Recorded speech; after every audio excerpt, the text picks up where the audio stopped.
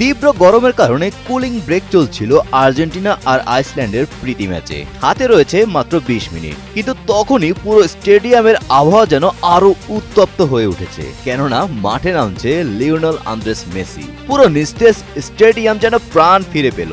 মাঠে নেমে যেন ১ মিনিটও সময় নেয়নি এই ফুটবল জাদুকর।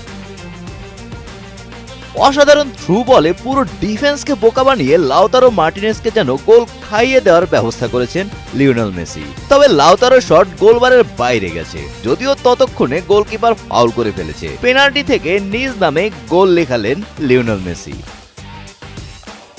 খেলার শুরু থেকেই সতর্ক অবস্থানে ছিল কোচ লিওনেল স্কলানি। ইনজুরি থেকে ফেরা কয়েকজনকে খেলালেন। নিকো পাসকে বেশ স্বাচ্ছন্দ্য অবস্থায় দেখা গেল। তবে ম্যাচের ৮ মিনিটে বাঁ পায়ের লং শটে আর্জেন্টিনাকে এগিয়ে নেন তরুণ বার্কো। এবারে আর্জেন্টিনা যে লং শটের উপর নির্ভর করবে সেটারই বার্তা দিচ্ছেন কোচ লিওনেল স্কলানি। আর এই গোলের মাধ্যমে বিশ্বকাপ যে বার্কোময় হবে তার এক ঝলক দেখালেন তিনি।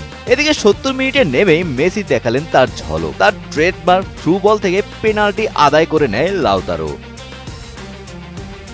এদিকে ৮৬ মিনিটেও মেসি দেখালেন ভিন্ন কিছু, পুরো প্লে মেকিং এর ভূমিকায়। কাউন্টার অ্যাটাক থেকে ডিপলের দিকে থ্রু বল দিলেন, সেখানে কাটব্যাক করা বলে গোল করলেন আলমাদা। মূলত আক্রমণ প্রতি আক্রমণের ম্যাচটি ছিল লিওনেল স্কলানির জন্য deciding factor. Nico Paz, Cristian Romero, Gonzalo Montiel injury থেকে ফিরেই প্রথম ম্যাচ ছিল এটি। ফলে বিশ্বকাপের চূড়ান্ত স্কোয়াডে জায়গা হবে কিনা কিংবা কারা থাকবেন মূল একাদশে সেটিই নির্ধারণ করা হবে এই ম্যাচে।